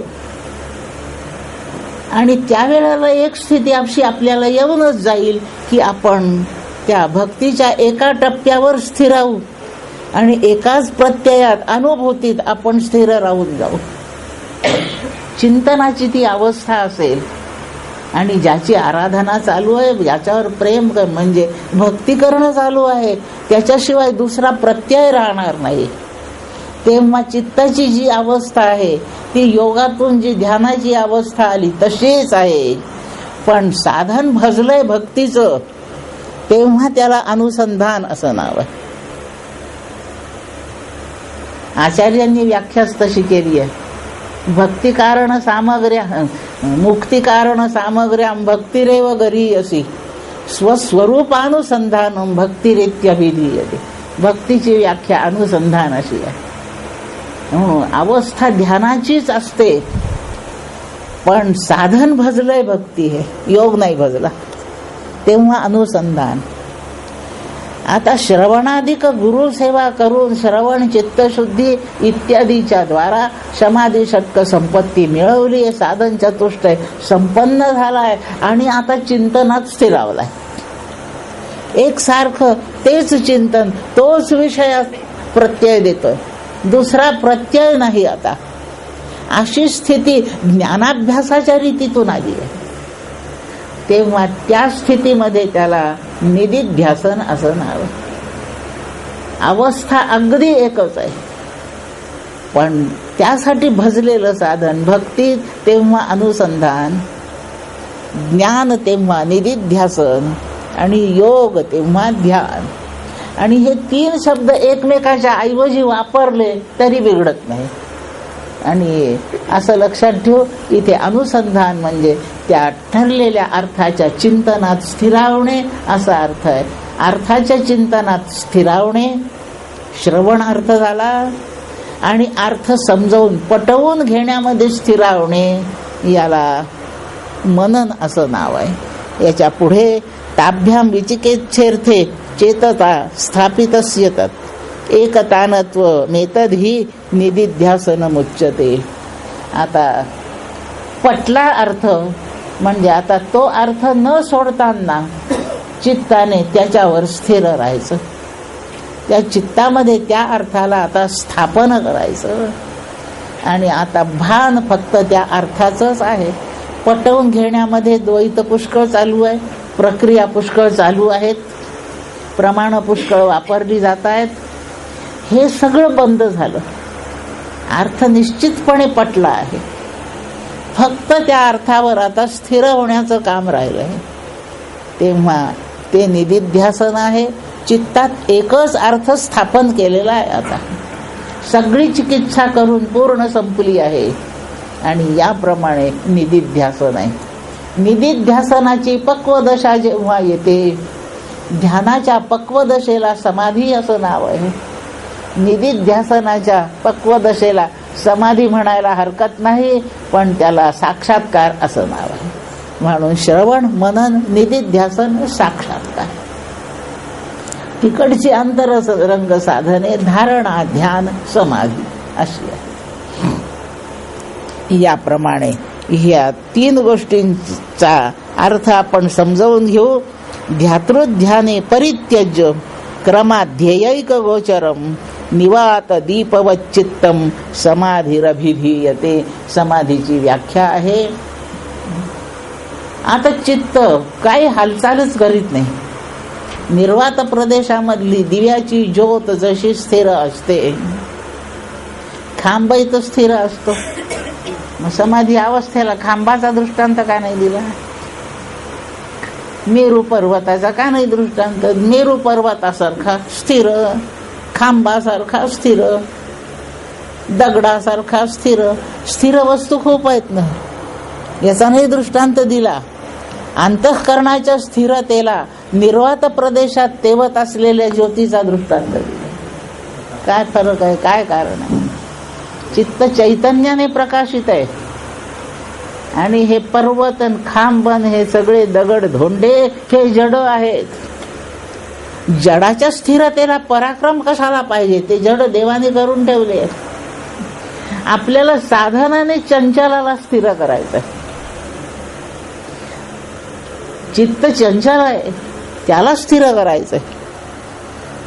चित्त जर दगडाचं असतं तर काही असा उपदेश करायची गरजच नाही ना, ध्यान लावून चिंतन कर म्हणून. आणि म्हणून चेतनावर, चांचल्यावर आपल्याला आराधना मांडायची आहे. म्हणून चंचलत्वाचा परिणाम आपल्याला कशातून नीट समजेल? दिव्याची ज्योत वाऱ्याच्या झोतात कुठे जर असली तर ती सारखी कंप पावत असते. आणि तिला जर आता स्थिर करून ठेवायची असेल तर तिला निर्वात प्रदेशात न्यावी लागते. वायू असतो पण म्हणजे हवा असते पण वारा नसतो. यथा दीपो निवात असतो नेंगते सोपमा स्मृता. ती उपमा समाधी करता, ध्याना करता वापरली जाते. म्हणून ज्योतीची आहे, चेतन पाहिजे, मुळात चंचल पाहिजे आणि तिला स्थिर करायचं. अगदी मुळात स्थिर वस्तू काहीतरी प्रभावात चंचल झाली तेव्हा तिला पुन्हा स्थिर करता येतं आणि त्याचं चांचल्यातून स्थिरतेत न्यायचं आहे. म्हणून कापत असलेल्या ज्योतीला स्थिरावणे अशी तुलना करून समाधीचा अर्थ ग्रंथकार आपल्याला शिकवतायत. तेव्हा निवात दीपवत चित्तम समाधीरभिधीयते, त्या ज्योतीकडे बघायचं. आणि म्हणून ध्यान जेव्हा शिकतात लोक तेव्हा एक ध्येय ठरवावं लागतं. देवाची एक मूर्ती, देवाचा एक फोटोरूप प्रतिमा, दिव्याची ज्योत, एखाद्या फलकावर ओम अक्षर काढलेला तो ओम, किंवा स्वतःचे श्वास, ह्या कशावर तरी वृत्ती स्थिर करावी लागते. जे ध्यानाचा अभ्यास आहे. जर आपण प्रकाशाची दिव्याची ज्योत ठरवली ध्यानाचं ध्येय म्हणून तर ती ज्योत कंप पावत नसलेली असावी. ध्येय नेहमी शुभ असावं, प्रसन्न असावं, एक जड नसावं, दोन स्थिर असावं, तीन ते आनंददायी असावं. म्हणून रामाचं ध्यान करायचंय म्हणून रामाची मूर्ती पुढे मांडली. ती वनवासात जाणाऱ्या रामाची नसावी, सिंहासनारूढ राम पाहिजे. त्याच्या आयुधासह, त्याच्या सर्व अलंकार आभूषणांच्या सह असा मंडित प्रसन्न मुद्रेचा राम. राम वनात जाताना असतो, प्रसन्नच मुख असतं त्याचं, पण नाही ते दर्शन त्याचं आपल्या आनंदाच्या प्रकटीकरणाला बाधा करतं. म्हणून आपला आनंद जागा ठेवण्याकरता असं एखादं शुभ प्रसन्न दर्शन, देवाची मूर्ती सुप्रसन्न अशीच असावी. म्हणून ध्यानाचं रामचित्र नेहमी हे सिंहासनारूढ अयोध्येचा राजा, तो माझा स्वामी असा आहे. आता राम वनात जातो तो, सिंहासनावर बसतो तो, यात भेद नाही. पण छत्रसिंहासनी अयोध्येचा राजा, नांद तसे माझा स्वामी असं समर्थ वर्णन करतात. ते ध्यानाचं ध्येय आहे. मंगल असावं, शुभ असावं, स्थिर असावं, चांचल्य त्यात नसावं, ते चेतन असावं, ते जड नसावं. आणि म्हणून रामाचा फोटो जर पुढे मांडला असेल तर तो चेतन ही पहिली भावना करावी आणि त्याच्या चैतन्याची भावना केली नाही तर ध्यान होत नाही. आम्ही फोटो ठेवतो पुढे. कसा फोटो आहे तो? म्हणजे एक छान प्रकारचं फ्लेक्स करून आणलंय. नाही जमत. माझ्या पुढे चेतन राम आहे. चैतन्य ध्यानाला पाहिजे विषय. त्याच्याशिवाय ध्येय प्रसन्न होत नाही. एक गोष्ट सांगू का? हो, गोष्ट सांगायची. आपण म्हणाल आम्ही इतके लहान आहोत, काही गोष्टीच सांगते. पण मला सुचली गोष्ट, फार छान गोष्ट आहे. ध्येयाची प्रसन्नता जर व्हायची असेल तर ध्येय चेतनच पाहिजे, ते जड नसावं. त्याच्या आधी 3 वाक्य 4 वाक्य बोलते, मग गोष्ट सांगते. शाळीग्राम पुष्कळांच्या घरी असतील. काळे दगड असतात ते गंडकी मधले, ते शाळीग्राम आहे. शाळीग्राम म्हणजे विष्णू, विष्णूचीच मूर्ती, साक्षात विष्णू आहे शाळीग्राम म्हणजे. शाळीग्रामाला कधीही दगड समजू नये, नीट लक्षात ठेवणे. आपल्या चुका कुठे कुठे होत असतील तर दुरुस्त करून घ्याव्या. नसतील होत तर आनंद करा. अरे मी अगदी असाच वागतो बरं का, हा असा आनंद करा. माझं सांगणं व्यर्थ जातंय असं नाही मला वाटत. शाळीग्रामाला दगड समजू नये, गंगेच्या पाण्याला पाणी समजू नये, त्याला तीर्थ समजावं. गंगाजलाला पाणी नाही म्हणू. तुळशीला झाड म्हणू नये आणि सद्गुरूला माणूस म्हणू नये. पक्क ध्यानात ठेवा. या मान्यतेमध्ये जर कुठे गडबड झाली तर तेवढ्या प्रमाणात परमार्थाच्या वरच्या पायरीवरून खाली पडल्याशिवाय राहत नाही. एक तर चढूच शकत नाही. चढला बिडला असेल तर तिथून खाली ये. आणि जितका वरून पडेल तितकी दुखापत जास्त आहे. पुनश्च ध्यानात घेऊ. शाळीग्रामाला दगड समजू नये, गंगेला जल समजू नये, तुळशीला झाड समजू नये आणि सद्गुरूला माणूस समजू नये. हे चैतन्याचे सगळे आविष्कार आहेत. चेतनच ध्यान, चेतन. फोटो जर कागदावरचा फोटो मांडला असेल तर हा माझा चैतन्य मूर्ती राम आहे, अशी आधी भावना करायची, मग ध्यानाला सुरुवात करायची. गोष्ट सांगते आहे. एक दरिद्री मनुष्य पण आस्तिक बुद्धीचा होता, देवावर श्रद्धा होती. पिसाळला त्या दारिद्र्याने. आता आपलं दारिद्र्य घालवल्याशिवाय आपल्याला जगताच येत नाही. अगदी निकराची स्थिती आली. आणि म्हणून त्यांनी कोणाकोणाला विचारलं, माझं दारिद्र्य जाऊ म्हणून मी काय करू? त्याच्यापेक्षा अधिक विचारवंताचा सल्ला घेतला आणि त्या सल्ला देणाऱ्याने त्याला सांगितलं, तू भगवान रामाची भक्ती कर, त्याची अशी अशी रोज पूजा कर, त्याच्या नावाचा असा असा जप कर, अशा तऱ्हेची उपासना कर. अशी राम उपासनेचे 2-4 काहीतरी रीतीतले मुद्दे त्यांनी सांगितले. आणि अशी तू रामाची सेवा कर.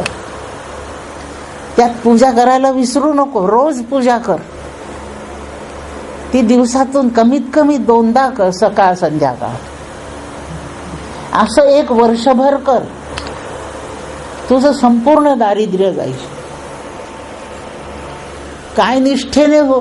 खायला काही नाही, पण रामाची पूजा मांडली की नैवेद्याला तो 4-2 रुपयाचे पेढे रोज आणायचा. आज पेढे आणले, उद्या बदाम आणले, परवा बर्फी आणली, मग काय अंजीर आणले. रोज 1-1 नैवेद्याला आणतोय. फुलांचा हार आणतो, फुलं आणतो, आरत्या करतो, धूप लावतो, दीप लावतो. रामाची एक मूर्ती छानशी आणली आहे. घरात काही घर मोठं काही नाही, त्याचं सजलेलं. भिंतीत एक कोनाडा, त्या कोनाड्यात ती मूर्ती ठेवली. तिथेच काही रंगाने वेलबुट्टी काढली, ते मंदिरासारखं सजवलं तर कोनाडाच. आणि रोज पूजा करतो. आता 364 दिवस राहिले. दुसऱ्या दिवशी म्हणतो आता 363 दिवस झाले. पूजेचे 3 दिवस संपले, 1 आठवडा संपला, 9 महिने झाले पूजा सुरू आहे. आणि दारिद्र्य थोडंसं तर जायला पाहिजे. 1.25 वर्ष संपलं. जसाच्या तसा दरिद्री आहे. त्या फुलवाल्याला मी बोली करून घेतली की 1 वर्षांनी तुझे पैसे फेडीन. त्याचे आता हार कितीदा उदाहरण आहे. त्या हलवायाकडून पेढे आणतो, त्यालाही सांगितलं 1 वर्षांनी पैसे दे. किती कर्ज होत चाललंय. या रामाला माझी काहीच कीव येत नाही. नुसते रोज पेढे खातो. एक दिवस नाही म्हणत की पेढ्या पुरते हे घे पैसे, असं का म्हणत. त्याला आता 9-10 महिने झाल्यावर रामाचं प्रेम वाटण्यापेक्षा रागच यायला लागला. काही नाही पूजेचा उपयोग होत. नुसता पूजा घेतो, निजास घेतो करून माझ्याकडून, असं वाटायला लागलं. आता 11 महिने झाले, 12 महिने झाले. एक दिवस कोणत्या कीर्तनात गेला आणि त्या कीर्तनात कलियुगाचं महात्म्य सांगितलं. आणि त्या कीर्तनकार बुवानी म्हटलं कलियुगामध्ये आराध्य दैवत म्हणजे कृष्णच आहे. कृष्णा इतका दुसरा चांगला देवच नाही. 12 महिने झाले पूजा करून नाही. रामाने दारिद्र्य घालवलं. धरली मूर्ती कोपऱ्यात फेकली.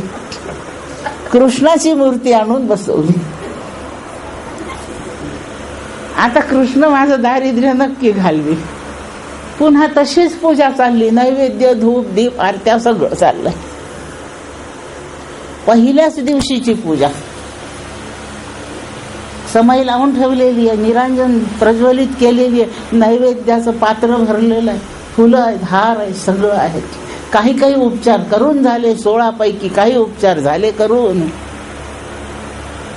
आणि आता उदबत्ती ओवाळायची आहे. या उपचारावर आला. उदबत्ती ओवाळायची. इतकी सुगंधी उदबत्ती त्यांनी आणली आहे. त्या खोलीभर त्याचा वास दरवळेल अशी. ती उदबत्ती विझवली त्यांनी. ती खाली ठेवून दिली. पूजेच्या पाटावरून उठला. कोपऱ्यातल्या राममूर्तीपर्यंत गेला. कापूस घेतला आणि त्या राममूर्तीच्या नाकात कापूस कोंबला. मला 1 पैसा दिला नाही ना, आता फुकटात सुगंध घेईल का. राम 1 वस्ताद असेल तर मी 10 वस्ताद आहे. नाही त्याला सुगंध मिळू देणार. नाकात कापूस कोंबला. आणि ती उदबत्ती पुन्हा पेटवून कृष्णाला ओवाळायसाठी इकडे आला. तर तेव्हा कोपऱ्यातून ती राममूर्ती बोलली, हो भक्ता, तुझ्या 12 महिन्याच्या पूजेने मी खूप प्रसन्न झालो. जेव्हा नाक दाबलं तेव्हा तोंड उघडलं. असं काय.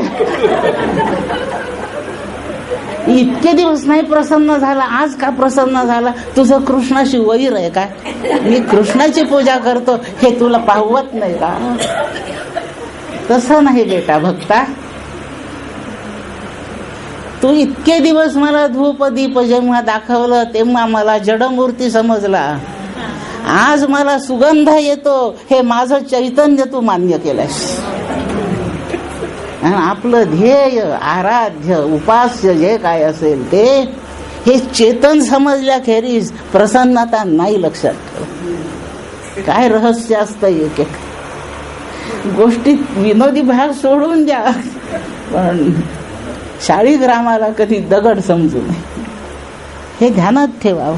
आपलं ध्येय चेतन आहे असं म्हणून ध्यान करावं. निधिध्यासन म्हणजेच ध्यान आहे. एवढं झालं असताना आता आपण परिपूर्ण पक्व झालेले असतो. अवधी फक्त सद्गुरूंनी आपल्या पुढे येऊन 3 शब्द म्हणण्याची शिल्लक आहे. तस्य तावत् चिरम. त्याला तितकाच अवधी शिल्लक आहे. बाकी ताबडतोब त्याची समाधी आहे.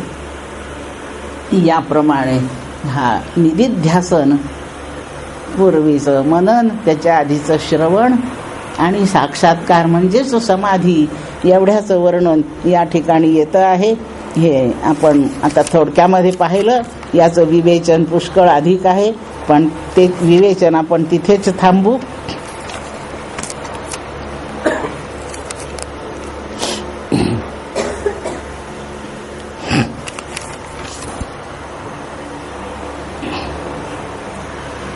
यानंतर ह्या प्रकरणातला बराचसा कठीण भाग येतो. परमात्म्याचं वर्णन करताना एक लक्षण त्याला लावलंय आणि ते निर्विकल्प असं आहे. परमात्मा निर्विकल्प, निर्विकल्प मनादिंच अमृतबिंदू मधला श्लोक आहे. तो निर्विकल्प आहे. निर्विकल्प शब्दाचा असा 2-3 तऱ्हेने अर्थ ध्यानात घेऊ. ज्याच्याविषयीची कल्पना करणे शक्य नाही, जे वास्तविक असतं त्याच्याविषयीची केली कल्पना जर केली तर ती चुकतेच. वास्तविक आहे तो, म्हणजे वस्तुरूप आहे, प्रत्यक्षात असणारा पदार्थ आहे. म्हणून ब्रह्मवस्तूच्या विषयीची कल्पना ही पुरतच नाही. कल्पनेला त्या अधिष्ठान त्याचंच जरी असलं तरी कल्पनेची शक्ती त्याला समजावून घेण्याला पुरत नाही. तुम्ही कल्पना तर करून पहा, कल्पनेला नाही कळत. मी सांगितलं माझं पोट फार दुखतंय, हो म्हणजे खूप दुखतंय का? अहो खूप म्हणजे खूपच दुखतंय. तुमचं कधी दुखलं होतं का? हो माझंही पण कधी दुखतं ना पोट. मग तुमच्या पोट दुखण्यावरून माझ्या पोट दुखण्याची कल्पना करा. कोणत्या तरी अनुभूतीवर आरूढ करून आपण अज्ञात असलेल्या गोष्टीचा अंदाज बांधत असतो आणि अंदाज 100% कधी सत्य निघतच नाही. म्हणजे कल्पना ही सत्याचा प्रत्यय द्यायला समर्थ नाहीये, ती अक्षम आहे त्या बाबतीत. म्हणून परमात्म्याविषयीची कल्पना फक्त केली, ती शास्त्राच्या काही श्रवण केलं त्या शब्दांच्या आधारे केली, पण ती परिपूर्ण सत्य ओळख असेल असं होत नाही. या अर्थाने निर्विकल्प आहे. तिथे कल्प शब्दाचा कल्पना अर्थ आहे. ज्याच्यासाठी ज्याच्यापाशी कल्पना पोहोचत असेल तर ती न त्याला ओळखता परत फिरते, तिथे चालत नाही, ती निर्गत होते, तिथून ती निघून जाते.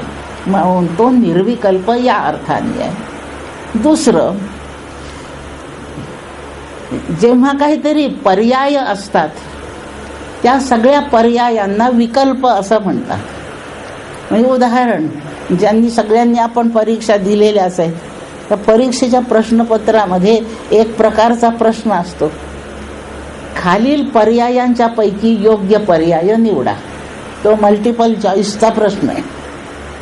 5 उत्तरं दिले असतात, साधारण बरोबर असतील असे 5 उत्तरं देतात, 4 देतात आणि त्याच्यातून नेमकं खरं उत्तर कोणतं आहे ते निवडायचं असतं.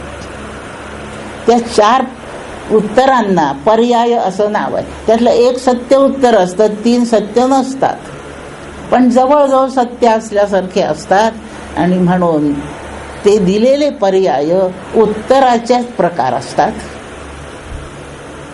त्या पर्यायांना याच्या ऐवजी तो, त्याच्या ऐवजी तो अशी परिस्थिती उत्पन्न होते, तेव्हा त्यातल्या प्रत्येक बाबीला पर्याय म्हणतात. पर्याय अर्थाने विकल्प शब्द आहे. हाच प्रश्न पुढील पर्यायातून योग्य पर्याय निवडा, ह्याच प्रश्नाचं हिंदीत भाषांतरामध्ये विकल्प शब्द वापरतात. म्हणून विकल्प शब्दाचा पर्याय अर्थ, याच्या ऐवजी ते, त्याच्या ऐवजी ते. असं परमात्म्याच्या ऐवजी काय, त्याच्या जवळपर्यंत पोहोचण्यासारखं सुद्धा दुसरं ह्या भौतिक विश्वात नाही. परमात्म्यासाठी विकल्प नाहीये, म्हणून त्याला निर्विकल्प म्हणतात. तिसरी गोष्ट निर्विकल्प शब्दाचा अर्थ आहे तो कल्पना करीतच नाही. ह्या जगाची त्यांनी कल्पना केली नाही, कल्पना केली नाही म्हणून त्याला ते म्हणजे संकल्प केला नाही, म्हणून त्याला इच्छा झाली नाही, इच्छा झाली नाही म्हणून त्यांनी विश्वनिर्मितीचं कर्म केलं नाही आणि म्हणून हे विश्व नाही.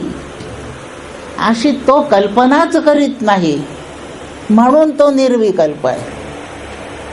पण याची संगती लावण्यासाठी त्याने संकल्प केला, आपण अध्यारोप केला, असे आपण रीती वापरतो. संगती लावून घेण्यासाठी कोणती रीत वापरावी याला काही मोठं बंधन नाही, पण परमात्मा कशाचीच कल्पना करीत नाही. थोडासा त्यातला तात्विक भाव आहे. कल्पना करणे मनाचं काम आहे. पहिल्यांदा सिद्ध करावं लागेल ब्रह्मवस्तूला मन आहे हे. त्याशिवाय तिथे संकल्पाची शक्यता नाही आहे. त्याचं विवेचन नाही करू. परमात्मा स्वतः कल्पना करीत नाही. एक गोष्ट, त्याच्यासारखं दुसरं काही असं तुलनेला मांडण्यासारखं काही नाही. दुसरी गोष्ट, आणि त्याच्या स्वरूपाविषयी ते स्वरूप कसं असेल असा अंदाज बांधण्यासाठी काही करता येत नाही. असा तो निर्विकल्प आहे. वादी जे लोक आहेत, म्हणजे आक्षेप घेणारे, हे तत्वज्ञान शिकत बसले आहेत. त्याच्यातले काही चिकित्सक आहेत, तार्किक आहेत, थोडेसे अश्रद्धावान आहेत, किंवा स्वतःच्या बुद्धीवर त्यांचा फार भरोसा आहे. असे हे सिद्धांती म्हणजे अनुभवाने सिद्ध असलेल्यांना प्रश्न विचारतायत. आणि प्रश्न असा विचारतायत, एखाद्या वस्तूला जो सविकल्प म्हटलं तर आम्ही तुम्हाला विचारतो, निर्विकल्प चालू आहे, ब्रह्मवस्तू सविकल्प असेल तर त्याचा विकल्प कोणता? खूप अवघड आहे. याची सगळी चिकित्सा केली तर आपल्याला तत्वविवेकच सर्व दिवस पुरवावा लागेल. एक सर्व लक्षात ठेवायचं, परमात्म्याच्या पर्यायाचा प्रश्न आहे हा. त्याच्याविषयी केलेल्या कल्पनेचा प्रश्न आहे. आणि म्हणून सविकल्प परमात्मा जर मानला तर त्यातला विकल्प कोणता, त्या विकल्पाचं स्वरूप काय आहे, हे सिद्ध करून हे सिद्धांती लोक त्या वाद्याला उत्तर देणार आहेत. आणि त्या वाद्याची एक एक जी बाजू आहे, एक एक मुद्दा तो पुढे मांडतो आहे, त्याचं ते खंडन करतात. असा मंडनात्मक असणारा आता पुढच्या काही श्लोकांचा टापू आहे. त्याच्यामध्ये जर परमात्म्याला सविकल्प मानलं, तो निर्विकल्प आहे असं शास्त्र आहे, त्याला सविकल्प मानलं तर किती प्रकारचे दोष निर्माण होतात त्याची यादी दिली आहे. पहिला दोष येतो तो व्याघात दोष येतो, दुसरा आत्माश्रय येतो, तिसरा अन्योन्याश्रय येतो, चौथा चक्रिका येतो, आणि पाचवा दोष येतो तो अनवस्था येतो. असे 5 दोष निर्माण होतात. त्याला फक्त सविकल्प म्हटलं तर. आणि एवढ्या दोषासह जर कोणतं उत्तर असेल तर ते उत्तर काही बरोबर नाही. आणि म्हणून हे दोष दाखवून सिद्धांती म्हणजे अद्वैत वेदांती अनुभवी पुरुषाने उत्तर दिलं. असं मानलं तर हा दोष येतो रे बाबा, तसं मानलं तर तुझ्या बोलण्यात हा दोष आहे, तू तसं म्हणत असशील तर हा दोष आहे. आणि याप्रमाणे तू काहीही मांडलं तरी त्या प्रत्येक मांडणीत एक एक दोष येतोय. तुझ्याजवळ आणखी काही मांडणी आहे का? तो वादी म्हणतो आता माझं मांडणं संपलं. मग तुझ्या प्रत्येक मांडण्यात दोष आहे, म्हणून तुझी प्रत्येक मांडणी चुकलेली आहे. ती चुकली आहे याचं कारण तुझं हायपोथेसिस चुकलंय. हायपोथेसिस ब्रह्म सविकल्प आहे हे आहे, आणि त्याचा पडताळा घेणं चाललंय. तो सविकल्पता सिद्ध होत नाही. एवढे 5 दोषांचं विवेचन आहे.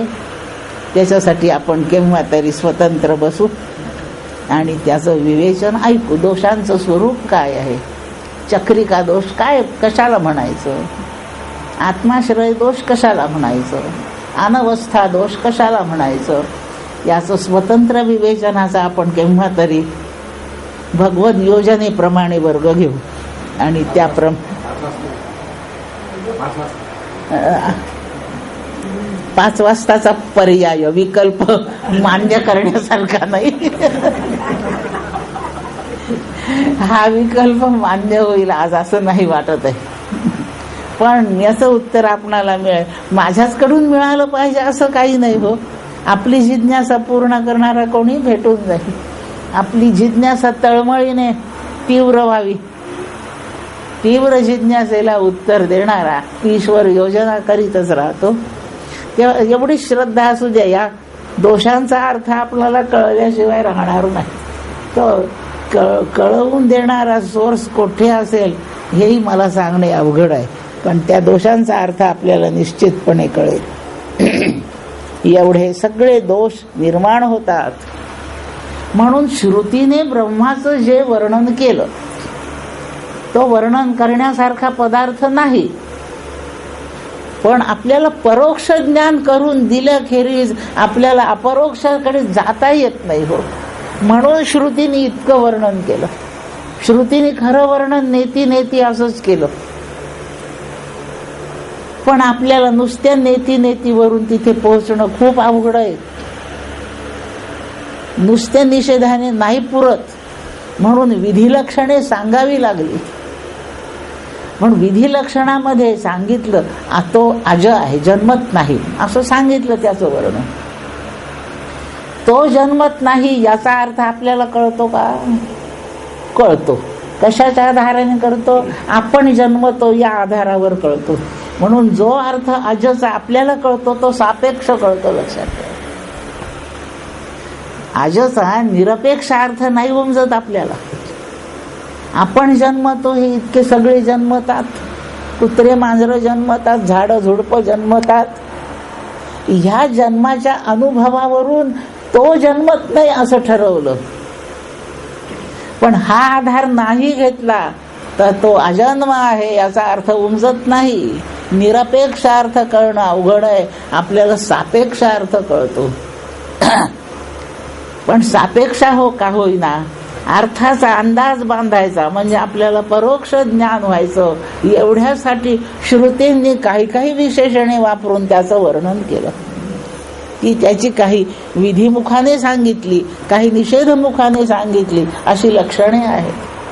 आणि त्या लक्षणाच्या आधाराने ब्रह्मवस्तूचं परोक्ष ज्ञान आहे. मी अजून प्राईम मिनिस्टरला पाहिलंच नाही. आमच्या घरी टीव्ही नाही, त्यात पाहिलं नाही. वर्तमानपत्र आम्ही वाचित नाही, वर्तमानपत्रात फोटो पाहिला नाही. एखाद्या नटाचा फोटो असतो घरी, पण प्राईम मिनिस्टरचा नसतो, देवाचाही नसतो. फोटोत पाहिला नाही, टीव्हीत पाहिला नाही, वर्तमानपत्रात पाहिला नाही, पाहिलाच नाही. आणि मला भेटायचंही जमणार. म्हणजे मला ती व्यक्ती ओळखता आली पाहिजे की नाही. म्हणून मी तुम्ही पाहिलंय का हो त्यांना? तुम्ही हो म्हणता, मग मला थोडंसं त्यांचं वर्णन तर सांगा. त्यांचं वर्णन सांगा. साधारणपणे 5.5 फूट उंची आहे. एक लक्षण माझ्याजवळ नोंदलं मी आता. जरा जाडी जास्त आहे, म्हणजे असा सडपातळ नाहीये, लठ्ठ खूप नाहीये, परंतु जरा लठ्ठपणाकडे झुकलेलं शरीर आहे. दुसरं लक्षण नोंदलं मी,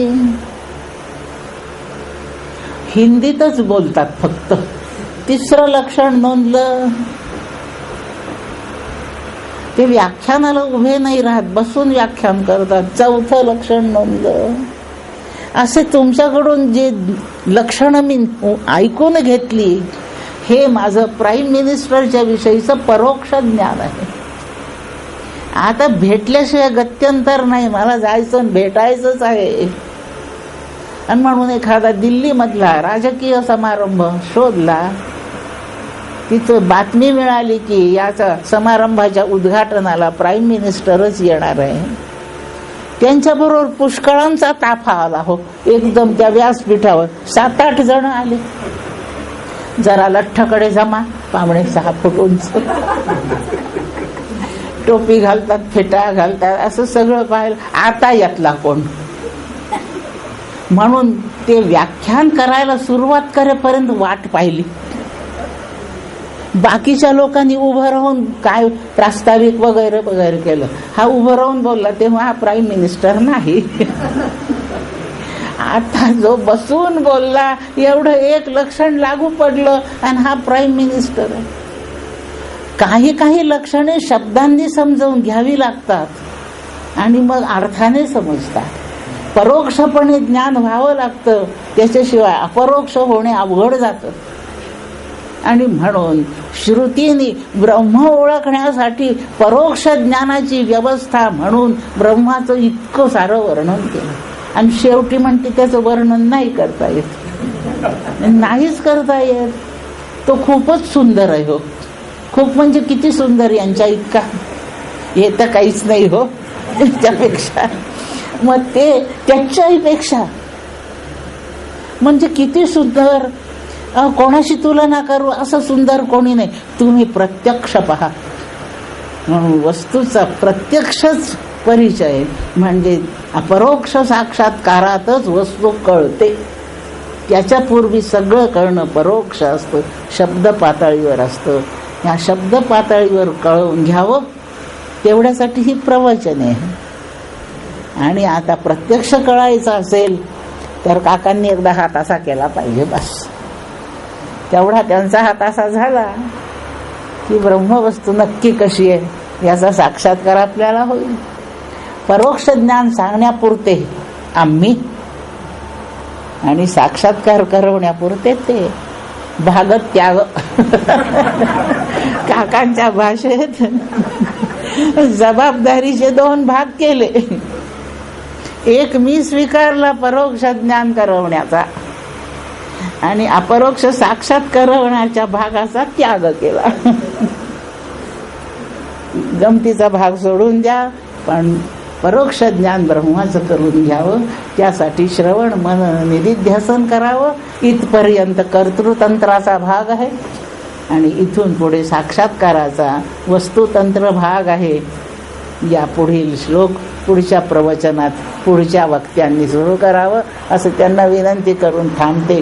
कुंडलिक वरदा हरी विठ्ठल श्री ज्ञानदेव तुकाराम. जय जय रघुवीर समर्थ. विठ्ठल विठ्ठल विठ्ठल विठ्ठल. श्री सद्गुरुनाथ महाराज की जय. जय जय रघुवीर समर्थ.